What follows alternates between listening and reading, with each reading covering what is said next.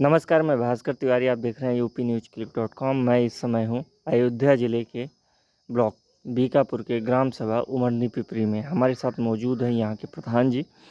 हम इनसे जानकारी लेंगे, इनसे बात करेंगे कि लॉकडाउन की जब शुरुआत हुई थी तो गाँव को सैनिटाइज किया गया था कितनी बार, सरकार की तरफ से जो भी सुविधाएँ आईं वो कितनी मिल पाईं या नहीं मिल पाईं। आशा बहुओं को जो दिशा निर्देश दिया गया था, क्या वो गांव में निकल के लक्षणों का पता लगाया या नहीं लगाया, इसी सब मुद्दों पे हम बात करेंगे। प्रधान जी, आपका बहुत बहुत स्वागत। पहले अपना नाम बताएं। दयाराम वर्मा।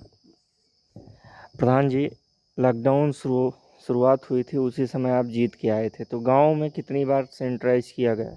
गांव में 2 बार सैनिटाइज कराया गया है और तीसरी बार तैयारी है कराने की।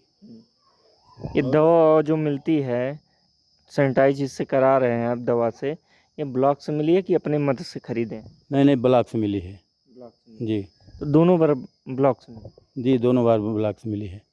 जी। सरकार की तरफ से क्या दिशा निर्देश दिया गया था या जिला अधिकारी महोदय की तरफ से क्या दिशा निर्देश दिया गया, और कितना उनका सहयोग सरकार का भूमिका रही गाँव को स्वस्थ बनाने में, कोरोना मुक्त बनाने में? हमारे यहाँ के जिलाधिकारी का काफ़ी योगदान रहा है और उन्होंने निर्देश दिया था कि गांव को साफ़ सुथरा रखा जाए और जो भी संक्रमित हों या बाहर से आए हों उनका चिन्हीकरण किया जाए और उनको आइसोलेशन किया जाए 14 दिन के लिए। ये सब निर्देश और गांव की साफ़ सफाई रखी जाए। सफाई कर्मी कहते हैं आते नहीं हैं। नहीं, हमारे यहाँ सफाई कर्मी आता है। जी। इसे 1 महीना 1.5 महीने का आपका कार्यकाल हुआ, इसमें आए हैं ये? हाँ, इसमें आते रहे हैं। इसमें बल्कि वहाँ से निर्देश ब्लॉक से था या डीएम साहब का किसका निर्देश था कि यहाँ पूरे नया पंचायत के सभी सफाई कर्मी एकजुट होकर के पूरे गांव? जी, 2-2 दिन एक गांव उनके सफाई करते थे। कैंप लगा के आ जाए। आशा बहू को निर्देश था कि घर से बाहर जाके गांव-गांव में लक्षणों का पता लगाएं, तो आशा बहू घर से बाहर निकली थी, गांव में निकली थी, आपकी निगरानी समिति बनी थी, उसमें आप अध्यक्ष थे, तो निगरानी आपको करनी थी। तो आशा बहू एएनएम या डॉक्टर कैंप ये वगैरह लगा था? जी हाँ, यहाँ कैंप भी लगा था, सबका टेस्ट भी ले रहे थे, खून की जांच कर रहे थे और आशा बहू भी निकली थी, निगरानी समिति बनी है और निगरानी समिति अपना काम अच्छे से कर रही है। आशा बहू जब गांव में निकली थी उनके पास कोई मशीन या कुछ चेक करने वाला कुछ था कि वैसे चेक कर रहे थे, केवल पूछ के? आशा बहू को तो ये निर्देश था कि जो भी बाहर से या जो भी बाहर से लोग आ रहे हैं या जिनके अंदर लक्षण दिखाई दे उनको चिन्हीकरण करना था और उनको आइसोलेशन करने के लिए उनसे कहा गया था और उसमें हमने भी सहयोग किया था उनका। नहीं, कोई मशीन वगैरह नहीं ली थी बुखार चेक करने वाली ये इस तरीके से? नहीं, मशीन तो नहीं थी उनके पास। एनएम के पास? एनएम आई थी गांव में, एक आध बार आई थी? एक दिन आई थी, लेकिन वो भी खुद जो है वो संक्रमित हो गई थी, इसलिए वो पॉजिटिव खुद आई? जी, इसलिए वो आ नहीं पाई थी। एक दिन आई थी तो वो टीकाकरण के लिए बैठी थी। हाँ, कुछ लोगों ने टीकाकरण कराया था। ये हुई तो कोरोना काल और सफाई। गांव 5 साल की विकास योजना क्या जनता से वादा करके आए थे और क्या आप पूरा करेंगे? शपथ तो ले ली आपने, जब काम शुरुआत होगी तो किस काम को वरीयता देंगे, सबसे पहले करने की कोशिश करेंगे? रोड मैप क्या है? सबसे पहले तो हम शिक्षा पर ध्यान देंगे, क्योंकि हम पेशे से शिक्षक रहे हैं, रिटायर्ड शिक्षक हैं, तो पहले तो गवर्नमेंटेड? जी, तो पहले तो हम शिक्षा पर जोर देंगे। समय से विद्यालय अध्यापकों को समय विद्यालय आना पड़ेगा और शिक्षण कार्य करना पड़ेगा। इसके लिए हम रोज़ जो है लगभग एक दूसरे दिन ज़रूर विद्यालय चेक करेंगे।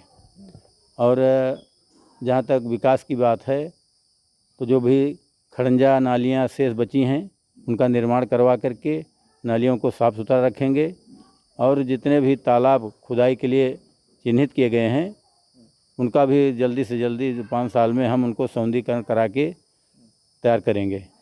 और जो पेड़ लगवाना है पौधरोपण के लिए उसको भी जो भी टारगेट मिला है जल्दी है उसका हम टारगेट पूरा करेंगे। ये तो हुई कहते हैं बरसात के दिन है, नालियों खड़ंजों में जब चुनाव में आया था तो नालियों खड़ंजों की बड़ी दिक्कत होती है।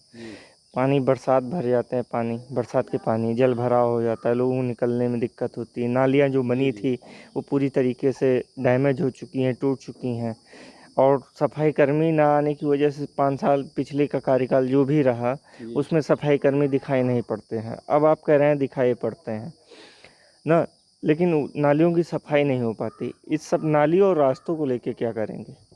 अब नालियाँ जो जहाँ टूटी फूटी हैं उनको हम मरम्मत कराएंगे और साफ़ सुथरा मतलब ये उसके सफाई कर्मी के द्वारा सफाई करवाते रहेंगे। अगर वो नहीं करता तो उसके खिलाफ़ कार्रवाई करेंगे। एक समस्या 1.5 महीने का कार्यकाल हुआ, इस समय लॉकडाउन भी चला और राशन कार्ड की समस्या, तो राशन की समस्या तो आई होगी, आपके पास समस्या आई होगी ये कि राशन कार्ड रहते रहते अचानक यूनिट कट जाती है। जी। इस समस्या से समाधान कैसे करेंगे गांव के लोगों का? अब इसमें जिनका यूनिट कटी है वहाँ जो है उनको इंस्पेक्टर से फूड इंस्पेक्टर से मिल करके और उसको जो उसके सारी जो समस्याएं हैं उनका निराकरण करवाएंगे। मतलब अधिकारियों से मिल के बात रख के अपनी सारी जी तभी तो निराकरण हो पाएगा। नहीं, गांव में 5 साल ऐसा करिए कि 5 साल ये मुद्दा ना बना रहे हमेशा, क्योंकि लोगों की परेशानी 100 रुपये देखिए ऑनलाइन कराते हैं बेचारे और फिर 2 महीने बाद उनका राशन कट जाता है। तो ये समस्या, और कटने के बाद जब दोबारा जुड़ता है तो 3 महीने राशन नहीं मिलते, तो साल में कम से कम अगर एक बार कट गया तो 4-5 महीने तो ऐसे चला जाता है उनका। यह समस्या तो बहुत है, तो काफ़ी लोग परेशान हैं इसकी वजह से, जो बीच बीच में नाम कट जाते हैं। और समस्या ये समझ में नहीं आती है कि क्यों कट जाता है। जैसे नाम हमारा जिसका चल रहा है, जैसे नया नाम जुड़ना हो तो ठीक है वो जुड़वा ले, और नाम जुड़वाता है उसके बाद कट जाता है। ये समस्याएं कहाँ से आ रही हैं, अब इसका समाधान ढूंढना पड़ेगा। ये समस्या का समाधान पता लगा और ये गांव की सबसे मूलभूत सुविधाओं में से एक है। जी क्योंकि राशन जो है फ्री मिल रहा है, और जिनका राशन कार्ड नहीं बना है उनको राशन नहीं मिल पाता है। तो ये समस्याएं बहुत जटिल हैं यहाँ गांव की। 5 साल भर में 5-5 महीने गायब रहते हैं तो मतलब क्या रह जाता है? जी तो ये अब 5 साल तो बीत गया, जो भी जैसा कार्यकाल उनका बीता, जनता ने उनको बहुमत या नहीं दिया, आपको चुना ना, तो वो तो जनता ने उनको सबक सिखा दिया। लेकिन अब जो 5 साल के लिए जनता ने चुना है, आप लोग यूनिटी बनाएं और ये अधिकारियों के सामने समक्ष रखें ये बातें कि ऐसा ना हो। दूसरी बात, विधवा पेंशन और विकलांग पेंशन ये पे क्या कुछ शिकायतें आई हैं ग्राम सभा में आपके? हाँ, बीच बीच में किसी किसी की नहीं आ रही हैं, और कुछ जो नई नहीं बनी हैं उसको बनवाएंगे हम।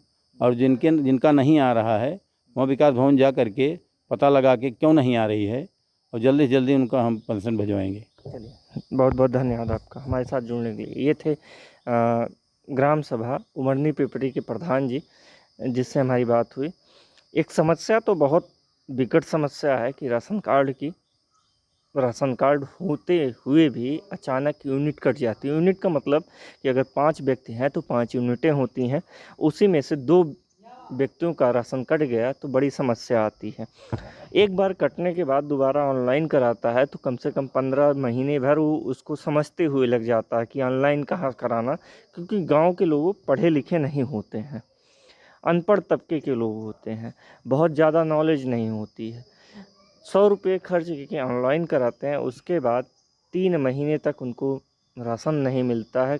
करीब अगर मोटा मोटा जोड़ा जाए तो 4 से 5 महीने राशन नहीं मिल पाता है। ये परेशानी बहुत विकट है, इस पे सरकार को और प्रशासन को चेतना चाहिए।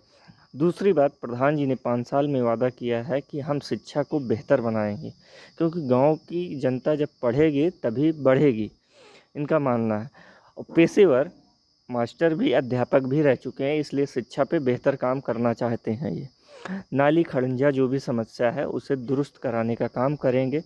हम भी यही उम्मीद करते हैं, जनता ने इन्हें जिस काम के लिए चुना है उस उम्मीदों पे ये खरा उतरें, जनता की उम्मीदों पे खरे उतरें। 5 साल हवाई के लिए ना गाड़ें, ज़मीनी स्तर पे काम करें।